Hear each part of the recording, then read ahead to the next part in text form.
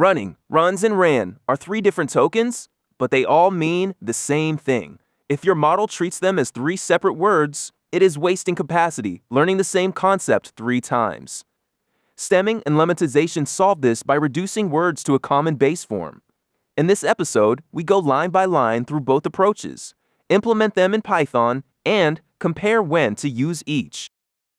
Without root form reduction, running, runs, ran, and runner are 4 completely separate tokens in your vocabulary. A model has to learn each one independently, even though they all carry the same core meaning. Reducing them to a single root form shrinks your vocabulary, reduces sparsity in your feature matrix, and helps the model generalize. This is especially important when you have limited training data and cannot afford to have the same concept scattered across many different surface forms. Stemming chops off the ends of words using a fixed set of rules without any understanding of the actual language. The PorterStemmer is the most widely used stemmer for English. We create an instance and call the stem method on each word. Running and runs both reduce to run correctly, but easily becomes easily and fairly becomes fairly. These are not real English words. Stemming is fast but crude, and the results are not always linguistically valid.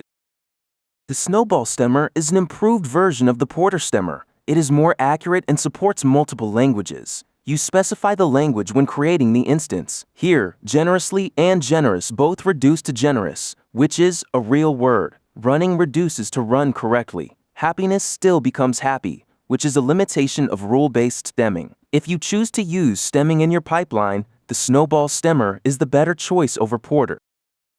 Lemmatization uses a vocabulary and morphological rules to return the actual dictionary base form of a word called the lemma. We use NLTK's WordNetLemmatizer, which needs the WordNet corpus downloaded first. Geese correctly reduces to goose and wolves to wolf. These are real words. However, running stays as running and stays as is. This is because the Lemmatizer by default assumes every word is a noun. Verbs and adjectives need extra information to lemmatize correctly. To get correct lemmatization results, you must provide the part of speech tag. Without it, the Lemmatizer assumes every word is a noun. Passing pos equals v tells it the word is a verb. Now, running correctly reduces to run.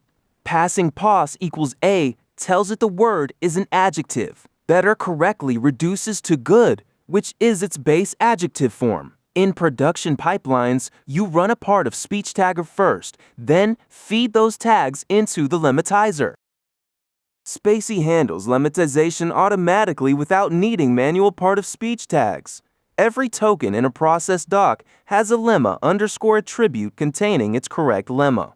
Wolves becomes wolf, were becomes be, running becomes run, and faster becomes fast. spaCy determines the correct lemma by understanding each word's grammatical role in the sentence. This makes spaCy the cleaner and more reliable choice for lemmatization in production pipelines.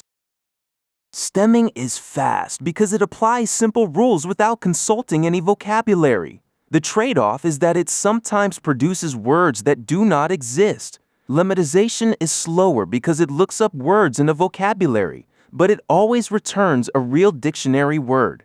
Use stemming when working with very large datasets where speed is critical and a small accuracy loss is acceptable. Use lemmatization when word quality matters more, and when using lemmatization, spaCy is the simplest and most accurate option available. You now know the difference between stemming and lemmatization, how to implement both in Python using NLTK and spaCy, and when to choose each one. In the next episode, we cover regular expressions, the most powerful tool for pattern matching and text extraction in NLP. If this helped you, subscribe so you do not miss the rest of the series.